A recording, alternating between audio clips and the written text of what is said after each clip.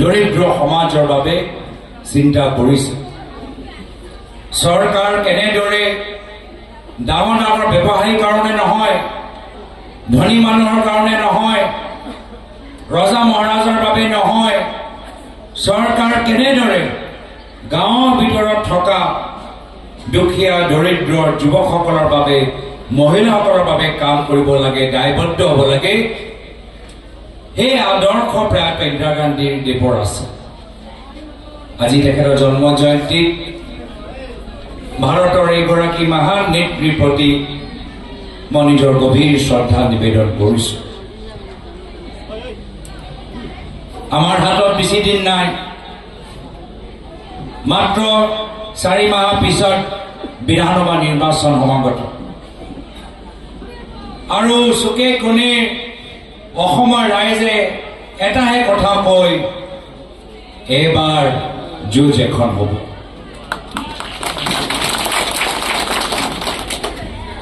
এবাৰ যুঁজ এখন হ'ব আৰু ৰাইজক মজা দিয়াবোৰক এবাৰ ৰাইজে মজা দিব যিসকলে নিজকে ৰজা ভাবে নিজকে অসমৰ ৰজা ভাবে এইবাৰ বিধানসভা নিৰ্বাচনত অসমৰ ৰাইজ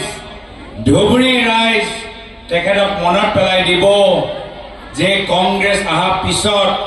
সংবিধান সৃষ্টি হ'ল সংবিধানৰ পিছত ৰজাৰ সময় গুচি গ'ল আৰু এতিয়া ৰাইজেহে ৰজা এইখিনি কথা আপোনালোকে বুজাবলৈ গৈছে যাৰ ফলত এতিয়া অসমৰ ভাবি ৰজাৰ মনটো অলপ বেয়া অলপ চিন্তাত পৰিছে এই টুইটৰ ভিতৰত তেওঁলোকে কি উল্লেখ কৰিলে যে কেন্দ্ৰীয় নিৰ্বাচনী আয়োগ দ্বাৰা আনা যে নতুন আইন ভোটাৰ তালিকা সম্পৰ্কত তেখেতে স্বাগতম জনাইছে ইতিমধ্যে বিহাৰ নিৰ্বাচন সম্পূৰ্ণ হ'ল আমি নিজে দেখিলো এই বিহাৰ নিৰ্বাচনত কেনেদৰে কেন্দ্ৰীয় নিৰ্বাচনী আয়োগ নিৰপেক্ষ ভূমিকা গ্ৰহণ কৰা নাছিল বিধানসভা নিৰ্বাচনৰ কিছু মাহ পূৰ্বে ভোটাৰ তালিকা তেওঁলোকে সাল সলনি কৰিবলৈ চেষ্টা কৰিলে য'ত বহুতখিনি মানুহ ভোটাৰ তালিকাৰ পৰা বঞ্চিত হ'ল ভোট সোমাবলৈ এটা সুযোগ পালে আৰু ভোটাৰ তালিকা লৈ যে কিমান খেলি মেলি হৈ বাৰম্বাৰ ৰাহুল গান্ধী ডাঙৰীয়া নিজৰ প্ৰেছ বাৰ্তালাপ জৰিয়তে ফাদিল কৰিছে কিন্তু এতিয়ালৈকে কেন্দ্ৰীয় নিৰ্বাচনী আয়োগৰ ওচৰত তেওঁলোকৰ প্ৰশ্নৰ এটা উত্তৰ দিবলৈ সাহস নাই সংকল্প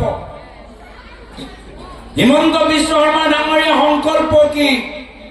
তেওঁলোকে ভাবে যে বিহাৰ আৰু উত্তৰ প্ৰদেশৰ পৰা মানুহ আনি আমাৰ ভোটাৰ তালিকাৰ ভিতৰত সোমাই তেওঁলোকৰ জৰিয়তে বিজেপি দলটোক ভোট দিবলৈ বিচাৰিছে এয়া হ'ল তেওঁলোকৰ ৰণকৌশল আৰু এনেধৰণৰ কাম কৰিবই তেওঁলোকে স্পষ্টবাদী ৰাজনীতিবিদ নহয় চিধা ৰাস্তাত চলি থকা তেওঁলোকৰ আগবাঢ়ি যোৱা তেওঁলোকৰ সাহস নাই আজি আমি গম পাই গৈছো যে কেন্দ্ৰীয় চৰকাৰে এই গোটেই নৰ্থ ইষ্ট ফেষ্টিভেলক সমৰ্থন জনাইছিল যি সময়ত অসমৰ ৰাইজ ভাঙি পৰি গৈছিল নৰ্থ ইষ্ট ফেষ্টিভেলৰ ষ্টাৰ এট্ৰেকশ্যন জুবিনদাৰ মৃত্যু হ'ল কৰুণ মৃত্যু হ'ল সেই সময়ত ভাৰত চৰকাৰ প্ৰধানমন্ত্ৰী মোদী চৰকাৰ আৰু বিদেশ মন্ত্ৰালয় তেওঁলোকে জুবিন গাৰ্গৰ অবিহনে তাত 2 দিনৰ ফেষ্টিভেল চলাই আছে লজ্জাজনক কথা নহয় যে যিজনৰ নাম লৈ তুমি গোটেই ফেষ্টিভেলটো পাতিলা সেইজন ব্যক্তি কৰুণ মৃত্যু হল তোমালোকে 2 দিন চলাই থাকিলা ফেশ্বন শ্ব' কৰিলা আৰু এতিয়া যেতিয়া ৰাইজে তথ্য বিচাৰিছে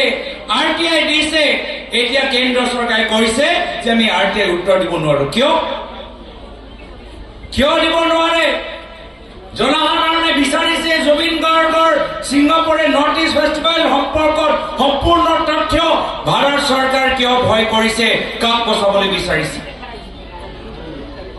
মুখ্যমন্ত্ৰী নিজৰ ঘনিষ্ঠ এগৰাকী মন্ত্ৰী আজি কেন্দ্ৰ চৰকাৰত আছে বিদেশ মন্ত্ৰালয়ৰ লগত তেওঁলোকৰ সম্পৰ্ক দায়িত্ব পাইছে তো কিয় আমাক তথ্যবোৰ জনাব পৰা নাই সেইকাৰণে ৰাইজে নিজে নিজে কয়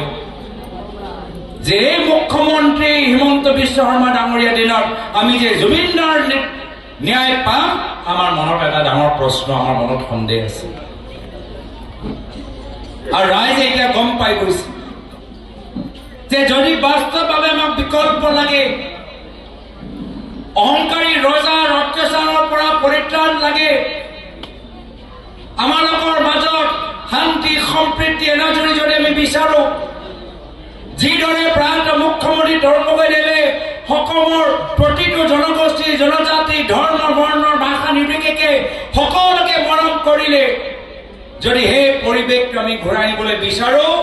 আমাৰ ওচৰত কোনো বিকল্প নাই অহা বিধানসভা নিৰ্বাচনত কংগ্ৰেছৰ নেতৃত্বৰ চৰকাৰ গঠন কৰিবই লাগিব তেওঁ 10 তাৰিখে ভুৱা SIT লৈ যি ক'বলৈ বিচাৰে কওক আৰু আমি 10 তাৰিখে আমি যোগদান কাৰ্যসূচী ল'ম পিছত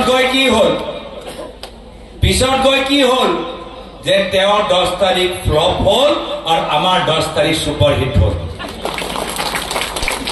আৰু তাৰ পিছত আমি যি কথা দিলো আমি কথা ৰাখিছো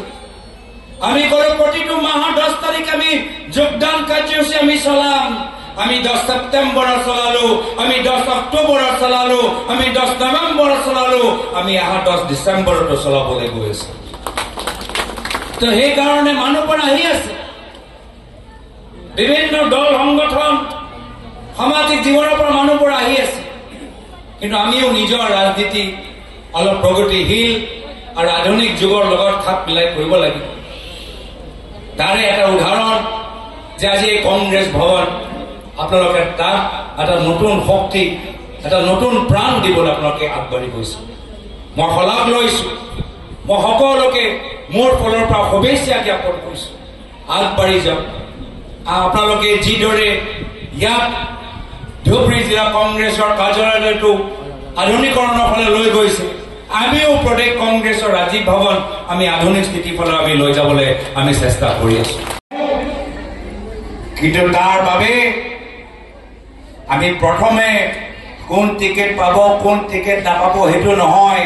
আমি প্ৰথমে নিজৰ বুথটো ঠিক কৰিব লাগিব নিজৰ পলিং ষ্টেচনত প্ৰতিটো পলিং ষ্টেচনত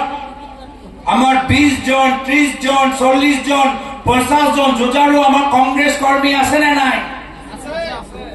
আমি সেই প্ৰক্ৰিয়াটো বনাব লাগিব যদি কাইলৈ গৈ কোনোবা উত্তৰ প্ৰদেশৰ পৰা আহি অসমৰ ভিতৰত ভোট দিব বিচাৰে বিজেপি দলটোক সহায় কৰিবলৈ বিচাৰে অসমৰ ৰাইজে ক'ব লাগিব এয়া অসম হয় এয়া উত্তৰ প্ৰদেশ বা বিহাৰ নহয় আপোনালোকৰ নিজৰ ৰাইজৰ লোকতান্ত্ৰিক অধিকাৰ নিজৰ ভোটৰ মূল্য আপোনালোকে ৰক্ষা কৰিব লাগিব